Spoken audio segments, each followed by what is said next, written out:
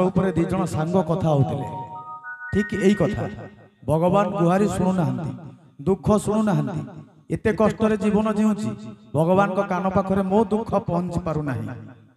आउ जने सांग बड़ सुंदर उत्तर देला कहला भगवान केमिति सुनिबे गोटे परीक्षा करिबा। परीक्षा कोन जो तीन महला छात उपरे दुई जण सांग थिले तळे देखुथिले दी जण लोक काम करूचंदी श्रमिक श्रेणी लोक श्रमिक दी जण काम करूचंदी। जणे सांग जे कहिला भगवान केमिति डाक सुनिबे दुख सुनिबे ता परीक्षाटा करैबा सेही सांग जनक छोटिया पत्थर गोटे पड़ीथिला ताको पाखु को आणला पाखरे रखिला पत्थर को रखिला परे ता पॉकेट रे 500 टंका थिला 500 टंका टी पकेइला तळे जो श्रमिक दी जण काम करथिले जनक पाखु 500 टंका उड़ीकी गला जणे एकड़ अनैला पुणी सेकड़ अनैला 500 टंका रहिला पॉकेट रे पुरे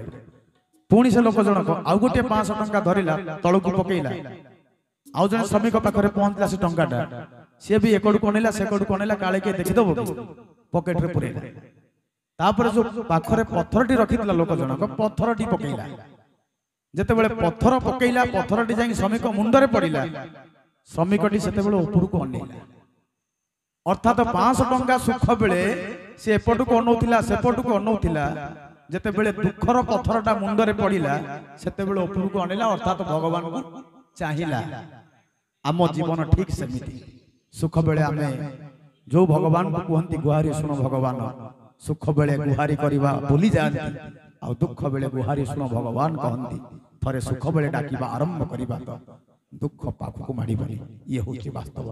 तेणु आसंतु सुख बेले भगवान को डाकिबा आ दुख बेले कहबा को पड़िबनी गुहारी सुनो भगवान बधिर हेलो कि न सुनो। तेणु आसंतु सुख समय संपत्ति समय भगवान को डाकिबार प्रयास करबा आ दुख बेले आम पाखरे दुख नाश छिड़ा होइथिबे ये होची सत्य कथा। आमे सुख बेले डाकिबा कि न डाकिबा